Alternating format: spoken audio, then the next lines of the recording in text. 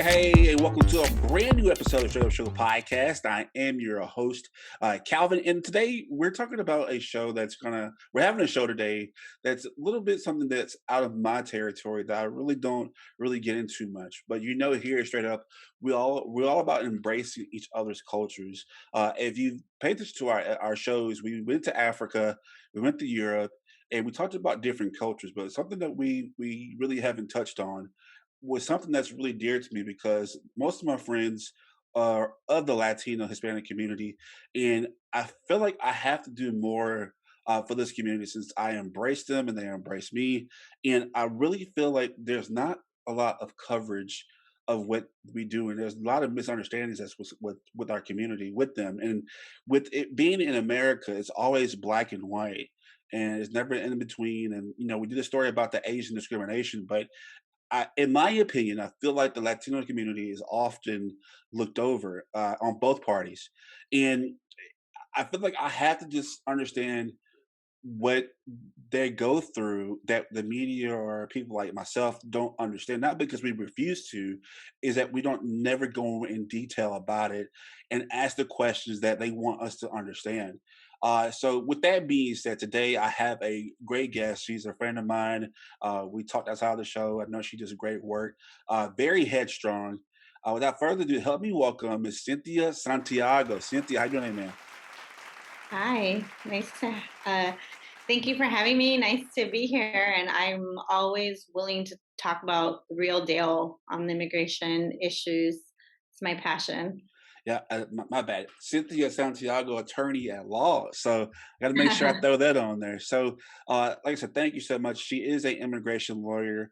That is one of the biggest issues within our country right now. So, we're going to have a whole series about the Latino community. But what better way to start off about just what they need the most is having equal rights here in America, and immigration being one of the forefront of the subjects in America that some people do not like. But it's like, well, why don't you like it?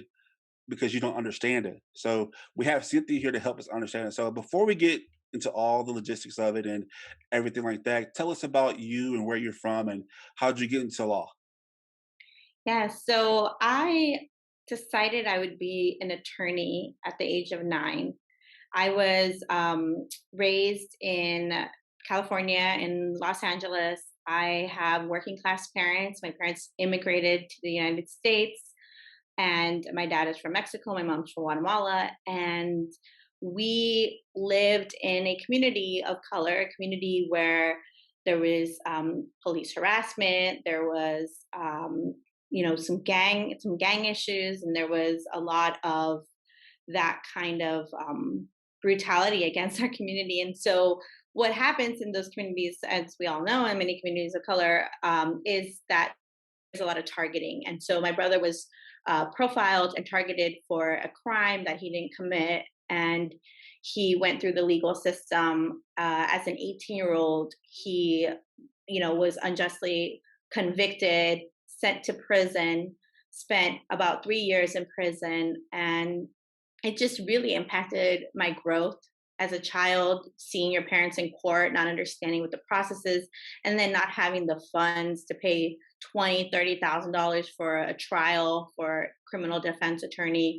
I did see the public defenders take the case because you have the right to a public defender, but it doesn't mean that they necessarily cared or put any investigative work onto the case. So seeing that as a kid just pushed my pursuit, my fire to want to be an attorney that represents the community and does it because I understand the pain that it causes families.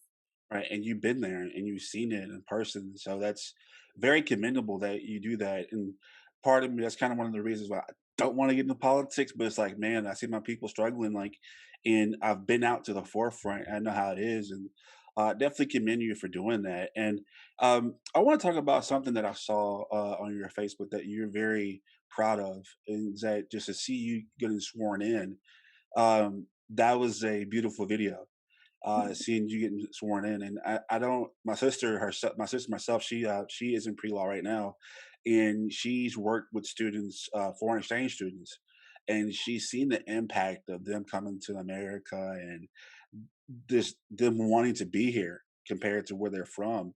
And she's in pre-law. She wants to do immigration law, and just to see you take it on because it's so personal and it means so much to you. You want to give back. Um, with that being said, like this, the video that I saw you being sworn in, and you don't have to answer this if you don't want to. But you mentioned that it was very personal when you got sworn in because of the guy that sworn you in. Can you tell me about that video and what did you mean about that? Yeah. So I wanted to be a criminal defense attorney. I just was like, I'm going to defend people.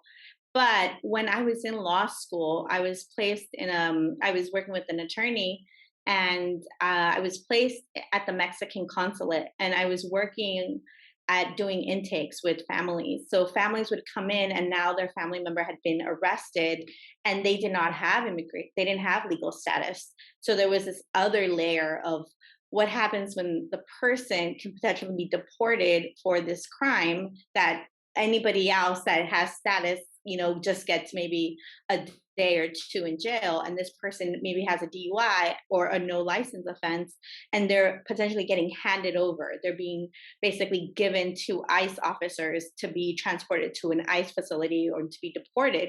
So it was really heartbreaking. And when I worked for this attorney, that's what made me want to be an immigration lawyer. That being said, I also worked on criminal cases. I would go often to criminal court as a law student to drop off filings and to meet some of the judges. And there was a particular judge that I met, and I knew he had taken many cases from my community. And he's a judge that has since passed away, but I knew he was a very hard line, very tough sentences.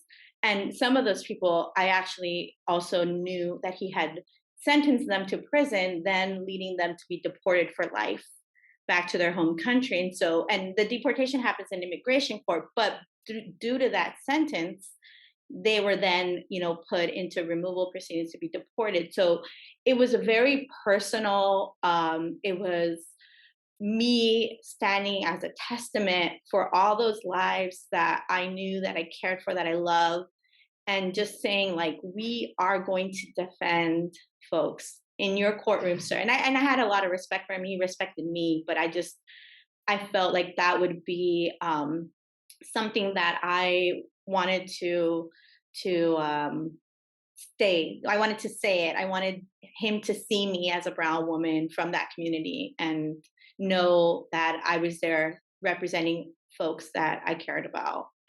And like I said, to me, that's a real boss move. Really, that's just really, really bossy that you did that, and I'm so proud of you just to know that you've accomplished so much.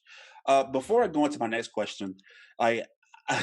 I, as an African American, identify as an African American. There's an app called Clubhouse, and I went into a room to where different cultures, Hispanic or Latino cultures, were arguing about identity. And I I myself, who has dated someone a Puerto Rican before, and made the mistake of calling her Mexican because my ignorance. Because I'm from Louisiana and we don't have many Latino culture in Louisiana, so it's always black and white. So if ignorantly not knowing what is the proper term to call the Latino community, Hispanic, Latino, like Latinx, like what is the appropriate way so we won't be insensitive when identifying somebody of the brown community? Yeah, so definitely I think that's a question as to the person that you're talking to, the person you're addressing, how they wish to be identified. Personally, I am Oaxacan Mexican, so all my family's from Oaxaca, Mexico, and that has more indigenous roots. And my mom's side is from Guatemala, so I always have really I approach people with saying I'm Oaxacan and I am Guatemalan instead of saying, sometimes I say Mexican, but because there's so much tied to a person's identity and relation to their background. And so a lot of people say, well, why don't you say you're Mexican? And I say, well, I say I'm Oaxacan because in the Mexican community, there's a lot of stigma against Oaxacans, and there's a lot of discrimination against Oaxacans because we have more indigenous roots, and because, they say that folks from Oaxaca are, short and dark, or they make derogatory terms. So for me, it's always based off of what the person wants to be identified as. If the person wants to be identified as Latinx, then sure, go ahead. If the person wants to be identified as Chicano, Chicana, Mexican, then I think that's the more appropriate way to address with whoever you're having a conversation with or engaging with, is how would they want to be identified as. And like I said, the labels, I mean, the labels is just something that people can go hours and hours arguing about. And I just, the labels are hurtful. Some of these labels are hurtful because it erases some people's history as well. And so I just really, it would be more of a personal thing of what that person would like to be identified as. And there's definitely a lot of conversation for Afro Latino culture, and Afro Latino folks that identify as Afro Latino, because there's definitely been a lot that happens in our Latino community, Hispanic community, whatever people want to label it, that has tried to erase people's identities. And so going forward, just saying like Latino community as a whole, as identifying the community, that's not offensive to anybody, right? Just making sure. I don't want to be sometimes insensitive. it is. That's what I'm saying, is that sometimes it's more of a personal, you know, uh, n- personal identity issue, or identity that the person would like to be identified as. And I think that's more of something that you could approach them with, like, I don't want to be, rude or offensive. How would you like, to be identified as? Okay. Would be All best. right. So I asked that question because I want to talk about, before we go into immigration, I want to talk about just law in itself when it comes to Latino Hispanic community. Like, what's the difference between what you see compared to, like, because in America we gotta face it, it's black and white always. Like when it comes to law, and you defending Latino and Hispanic communities, what's the big difference that you've seen so far in your years in law? The way that the court treats folks, or the way that, yeah, the way Mm, that the court. I mean, I think that I've always made an effort to build bridges with the African American Black community, because we face the same struggles in some respect, but I also don't want to erase that a person of African American or Black, a person of African American or Black race is going to be discriminated more because of their skin color. And so I don't want to sound like I'm trying to erase that, but I do like to build bridges, and that we can see that in the numbers of people in prison, and especially in California. I mean, there's staggering numbers of Latino, brown, Black, African American folks. And so it's just really disheartening that we have yet to work on building those bridges. We still have yet to solidify that we are facing the same system of oppression, the same system that unfairly prosecutes, the same system that tracks youth. I saw that growing up. I saw in my community how Latino and African American Black kids from middle school were the highest suspension and expulsion rates in my school. And when I got to high school, we worked a lot on campaigns to try to address that with this, the school district, because there's this whole tracking the school to prison pipeline. And that is something that is both of our communities face, working class communities face. And I think that that's something that I see in the way that I handle criminal cases. I see that there's a lot of racism. There's a lot of harsher sentences. And I think that we have a very similar system of, we have the same system of oppression. So we should really work together as a community to fight this system. And we're starting to see that. We're starting to see the call to action, to dismantle some of these systems or some of these laws that are harsh, or some of the police systems that unfairly, like, brutalize our communities. here in Los Angeles, there's hundreds and hundreds of lives lost due to police killings, and their Latino lives. And so this is something that we should work really on getting more unity in our Yeah, community. and I couldn't agree with you even more with that. We're gonna have more with attorney Cynthia Santiago, wonderful attorney out there in California. She has doing a lot of great work. It's an episode you don't want to miss, so stay tuned. Summer is approaching, that season where most friends and family travel, have family reunions, and enjoy that family vacation you've had over a year to plan. If you haven't had your vaccinations yet, there's still time. You might think you're fine now, but the reality is you're not. There's still contagious variants out there, and some states and cities are still behind on getting vaccinated. Don't ruin your family vacation by worrying about traveling in a hotspot. And don't be the one to cause a loved one at your family reunion to get sick. If you're still deciding on whether or not to take the vaccine, do some real research. And most of all, do what's best for you and your family. Take the politics out of it. And like everything on our show, think about it with an open mind.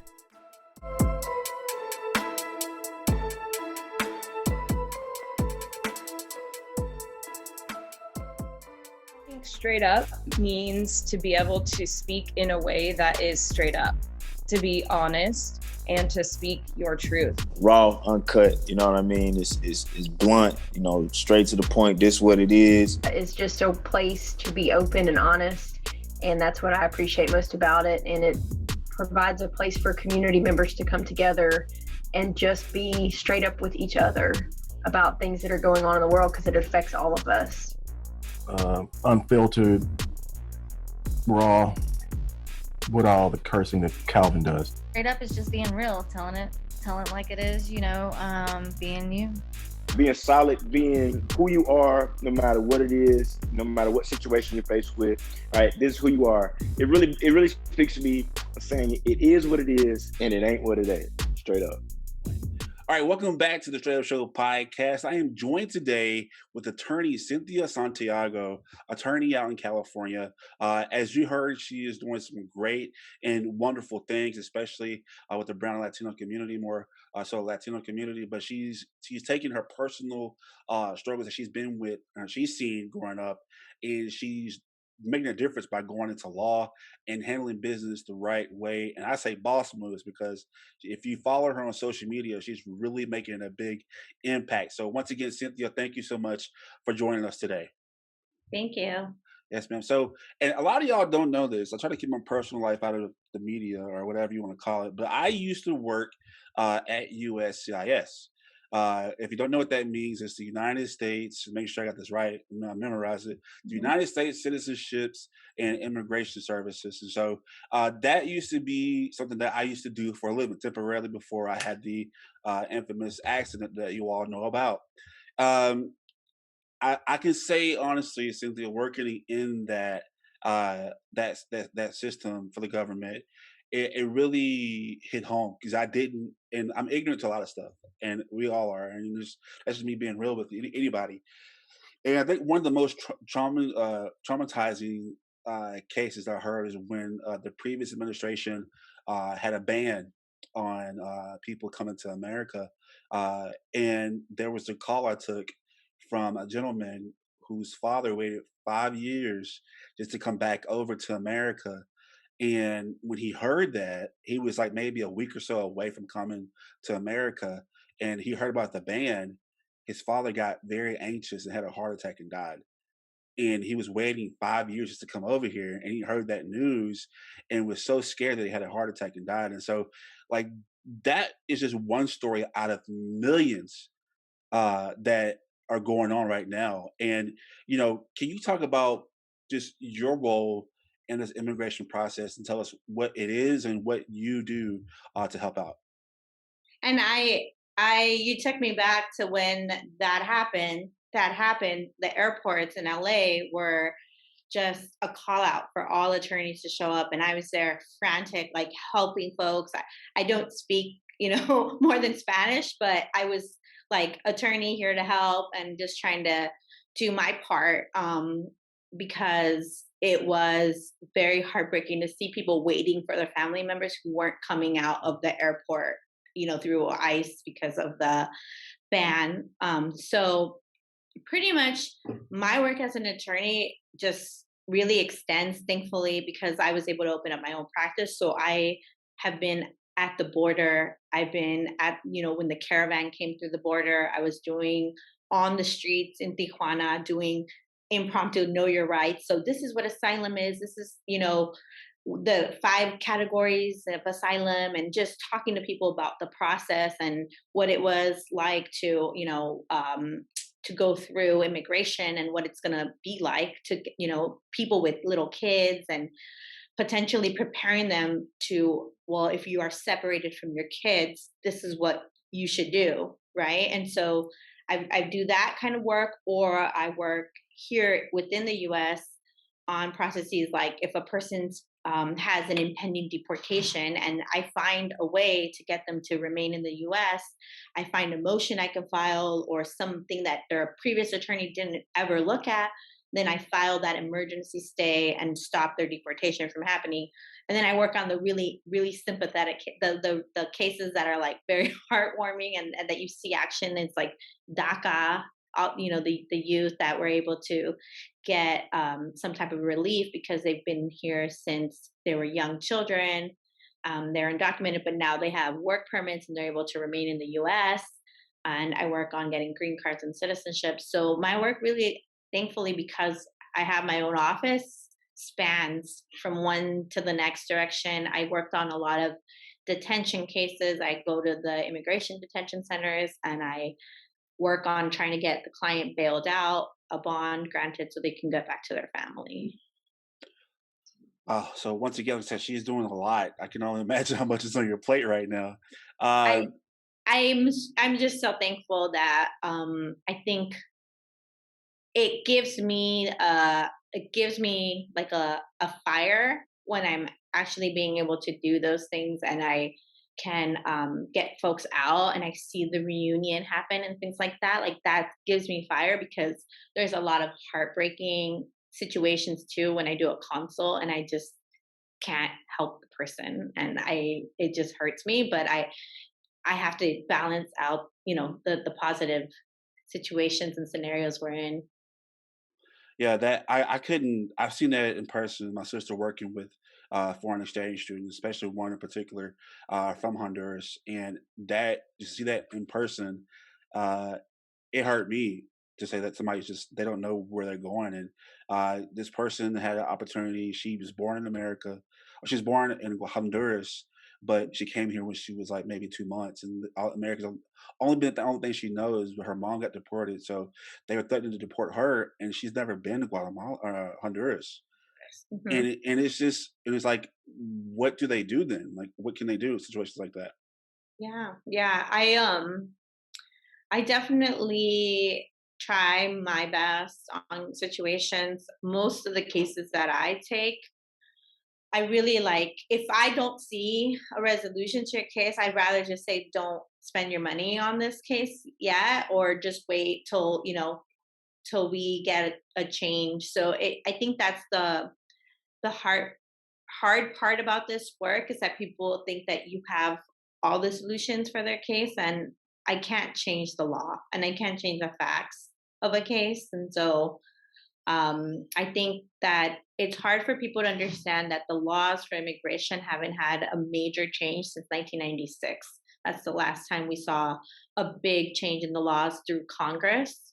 And they actually got harder and they got more, there was more consequences, more penalties for people that came in and out of the country, or, left because they wanted to go see their sick family member or their parent had passed away and then they came back. At that point, they're banned for 10 years. So it's just really heartbreaking that I can't do much when the laws have not changed since then. Right. And speaking of laws, especially we've this issue with uh quote unquote kids in cages, which we've seen. And I think that, and I'm pretty sure if you've been to the border before, you've seen things that has not been replicated in the media. Is we only get a glimpse of it. And I can only imagine what you've seen. But this thing with kids in cages is becoming, because I know that a lot has come here to Dallas. Uh, with the kids in cages, it really bugs me because I'm single with no kids. You know, I've helped my sister raise her kids, and like I said, I am of a Afro Latina relative, and I can only imagine what her family goes through. But the thing with kids in cages, w- what do you feel about that? And what can all three administrations that I've seen this go through? What do you think can be done, and what's not being done for these children in quote unquote in cages? Yeah. So I started in 2012. So I've seen three administrations so far. And I think that for right now, the issue we're seeing right now is that there's still something called Title 42. And Title 42 is a policy under the, Code of Health and Safety, and they're using the pandemic to deny asylum seekers entry in the US. So if you're an adult and you're asking for asylum, then you cannot enter the US because of the Title 42. So they're basically deporting or expelling people that present themselves at the border for Title 42. Or because of Title 42. If the person wants to seek asylum, they're sent back if they're an adult. But if they're a child, because there's a court order, they cannot send a child back. They have to admit the child and they have to process them through the system. And that's something that we've seen numerous administrations have this scenario play out where if it's not, they're separating the kids at this point, that policy is separating the kids. So, they could do it through the border patrol agents are separating the kids, or because of the policy, the kids are being separated. So it has not changed significantly. I think that there's no surge, in my opinion. I don't see there's a surge. I just think that there's more media attention to it. And I think that this has been a problem that has existed for years. And there has not been enough care or enough people in the table deciding what to do with the kids and how to best process them so that they're not in a detention center for 4 to 6 weeks, that they're reunited with their parents, that they're not being taken care of by ICE officers or CBP officers, but that they're being taken care of by maybe social workers.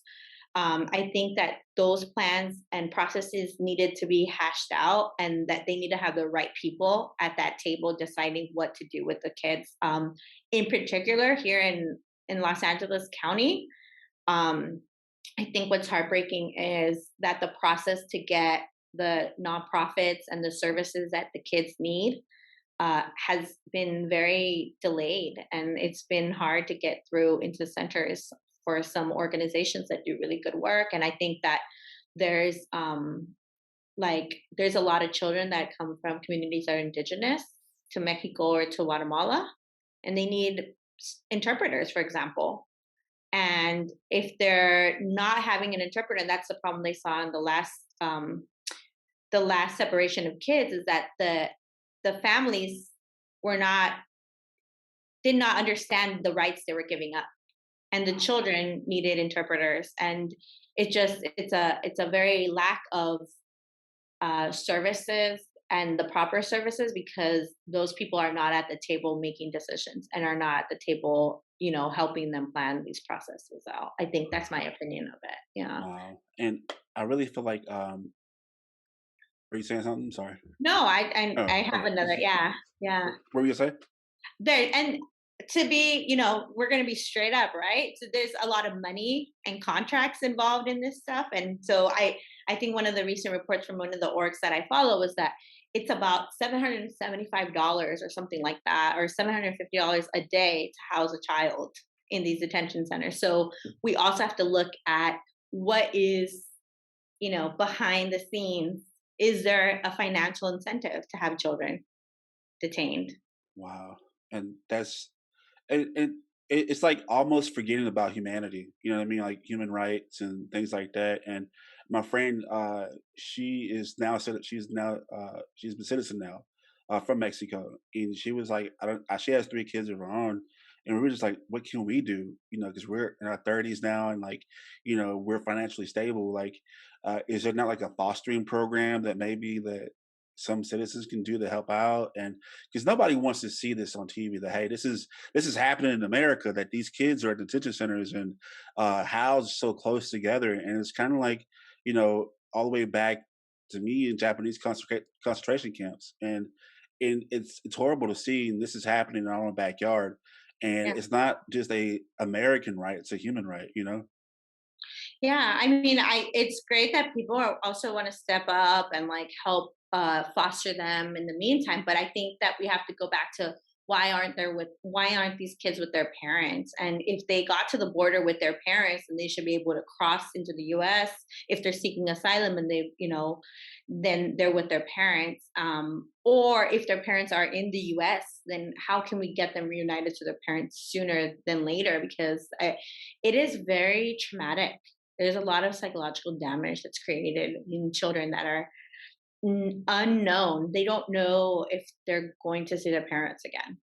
Wow, that's a lot, because I know that I'm a giving person. I just want to give back somehow. If I have to help the parent out, like my sister and I, like I said, she's all about foreigners and helping foreign exchange students with education.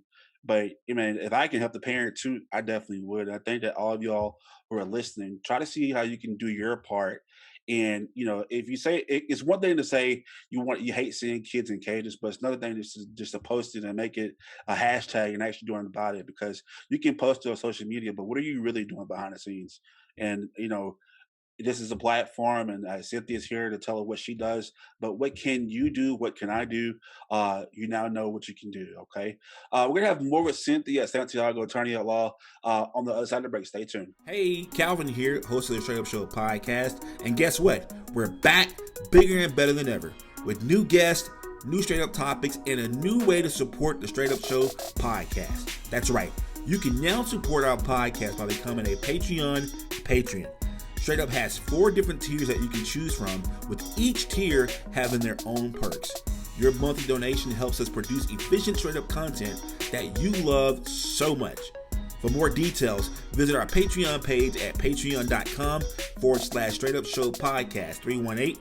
That's patreon.com/Straight Up Show Podcast 318. Tired of the same old boring clothes? Want to support your favorite podcast but don't know how? Well, you're in luck. The Straight Up Show podcast store is finally here. In our Teespring shop, you can find all the merch that tells the world you're keeping it straight up. From t-shirts to masks to even leggings, our store has you covered. Just visit straightupshowpodcast.com and click that merchandise button. That's STR8 upshowpodcast.com. All right, so welcome back to the Straight Up Show podcast. We are here getting some information about immigration with attorney Cynthia Santiago. Thank you so much once again for coming on our show today. Thank you. I appreciate it. Thank you. And like I said, you do a lot, and you're not just housed in California. You travel, and you travel a lot to give to let people know their rights and what they can do in regards to immigration. Can you tell us about your caravan and what you do with that? Yeah, so because immigration law is in a federal system, I can cover immigration law in all states. And essentially, when I started in 2012, one of my first cases was trying to get a young woman out of a detention center in Louisiana. And I got her out, I got her paroled, and then I took her because she is from an indigenous background and she doesn't speak Spanish fully. So she doesn't speak Spanish. So that basically I was able to take her after we got her bond or released without bond, and then drive her up to be reunited with her family in Rhode Island. I didn't want to stick her on a plane or on a bus and, her get lost and all this stuff. So we worked with the family, and, they covered the expenses for transportation and all that, and, the incidentals, but we drove her all the way to Rhode Island to be reunited with her family. So I've always had a heart in working in different states. I've always gone to detention centers that sometimes are out of state that are immigration detention centers. So my husband and I, in 2019, we bought a Sprinter van because I do a lot of events in communities. I go to different communities and I do consultations. And we did some consultations in 2019 in our van for a lot of folks. And our goal was to get on the road and just in 2020 and travel across the US, doing consultations, forming our community, giving people good, honest advice, not trying to, have folks be defrauded, have folks be like promised something, that other attorneys do. And I wanted people to be informed of what they qualify for so that they don't fall for these scams, because there's a lot of people that do scams to this community. They see the community is vulnerable. They see the community is very hopeful that there's a change. And that's really, my work is to try to empower our folks so that we can, stand up for our rights. And so we couldn't travel because of the pandemic and COVID and the restrictions. But starting on June 12th, our first stop is going to be Phoenix. And then we're going to stop in El Paso. And then we're going to Dallas, and then Dallas, Texas. And then we're going to be in New Orleans, Louisiana. And then, we'll see how that goes. And if we can go ahead and go across the US, we'll continue our tour, later this year or another time. But yeah, we're really excited. And all this is just come up and just talk to you, right? I'm sorry? Yes. All this is just come up and talk to you, or any pre-planning at all, or? Yeah, so we are working with local nonprofits or local community members that we'll have like a location. So we'll publish it on my Instagram page. We'll have a location, a time when we'll all be there. And then, yes, we're just doing walk-ups. Like I already do this at community events and at festivals. So we just thought, what better way to, keep doing it across the U.S. And if people want to reach you and follow you on Instagram and all your social media, how can people reach out to you and ask questions or ask your office questions and just get started? Yeah, so generally, just follow me, abogada Santiago. If people have questions, we always just ask them to call the office. My pages always have like my contact info, and you call my office at 323-696-0595. And folks call in, and then my staff will schedule them for a consultation. And then we figure out a good time, and I spend anywhere between 20 minutes to 30 minutes talking to folks directly. I think that it's always going to be a benefit to talk to the attorney about your case and not, talk to some paralegal or an intake staff or a person that isn't legally trained with experience. And that's, one thing that I always have emphasized, that they talk to me about their case so I can explain where they're at. Wow. Okay. Wow, that's a lot to hit. And of course, we're going to have a lot of her information listed below and in the description of this episode. Before you go, just for those who are, that really want to get their hands involved, what's some words of encouragement, something that they can do to help out attorneys like yourself, or something that if they're not a lawyer or they're not in the legal system, like what's something that the average American or anybody that wants to help out, what can they do to help out these communities, especially with the Latino community? Yeah, so can I plug a couple of orgs that I really follow? Yeah. So there's a couple orgs like Mi Cielo, and I'm also like constantly posting about them, and they do indigenous language interpretation, and they're always, even if you maybe can't speak an indigenous language, they're always looking for support, because during the pandemic, they were giving families financial support. And so, or even for the interpreters, they volunteered in the detention centers where the kids are at. And so they're always in need of financial support in that way. Other ways is organizations like Border Angels, Al Otro Lado, or Raíces. they're mostly working at the border, and they do anything from like having a shelter for families or doing legal representation for these families. And they're always in need of staff to help even with admin stuff, or not staff, I'm sorry, like volunteers to help with admin stuff, or volunteers to help with doing intake. So if you speak Spanish, even better. If not, there's always somewhere to help, like on the ground. And then I have personally gone to a detention center in Texas called Dilley, Texas, the CARA project, CARA. And we've worked with the moms and the kids when they were detained there. You don't have to know Spanish, but you can do, intakes and help out, because we have interpreters that we call, or that they would call. I mean, I speak Spanish, but they would call the interpreters and have them do the intakes. So, Okay. Well, there you have it. So there's no excuse. This isn't just a one race thing. This is a community, and we all want to be great in America. And it doesn't just take one person, like the wonderful attorney Cynthia Santiago, but it takes all of us, because we all want to be great. And it's not just a hashtag anymore. This is real life. This is people's real life, and these are children that families that need our help. So if you want to help, make sure we have all her information listed. Once again, Attorney Cynthia Santiago, thank you so much for coming on our podcast today. Thank you. And another way to help, so you can write to your Congress members about the 3 bills that are in Congress right now: the DREAM Act, the Secure Act, and the Farm Workers Act. Try to get about 4 million people legalized that have either DACA, TPS, or farm workers. So that's another great way to help and show your support, is get Congress people to vote for this. There you go. And y'all know how I feel about voting. So make sure you get out and vote. If you have any questions, make sure you contact Cynthia Santiago. We have all our social media platforms posted on this page. Once again, thank you so much for coming on our show.